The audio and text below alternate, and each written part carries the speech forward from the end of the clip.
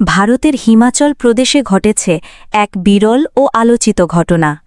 একই দিনে একই মণ্ডপে দুই ভাইকে বিয়ে করলেন এক তরুণী।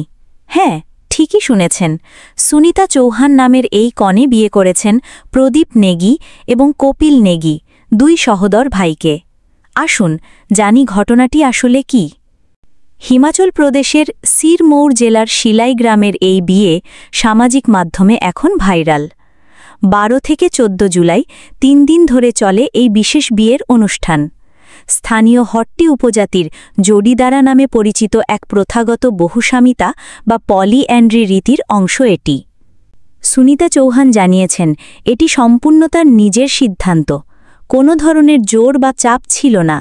দুই ভাইও জানিয়েছেন, ছোটবেলা থেকেই পরিবারের মধ্যে এই রীতি নিয়ে আলোচনা ছিল এবং সবাই স্বেচ্ছায় এতে অংশ নিয়েছেন।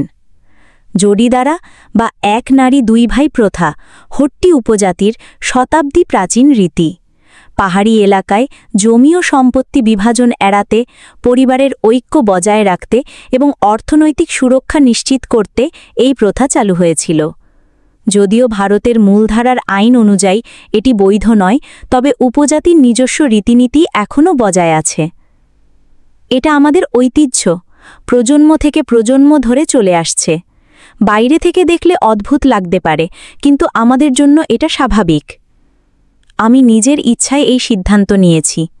আমাদের মধ্যে বোঝাপড়া আছে, আর আমরা সবাই সুখী। বিশ্বায়নের এই যুগে যখন অনেক ঐতিহ্য হারিয়ে যাচ্ছে, তখন শিলাই গ্রামের এই ঘটনা মনে করিয়ে দেয়, সংস্কৃতি ও প্রথা ভিন্ন হলেও মানুষের সুখ ও সম্মতি সবচেয়ে গুরুত্বপূর্ণ।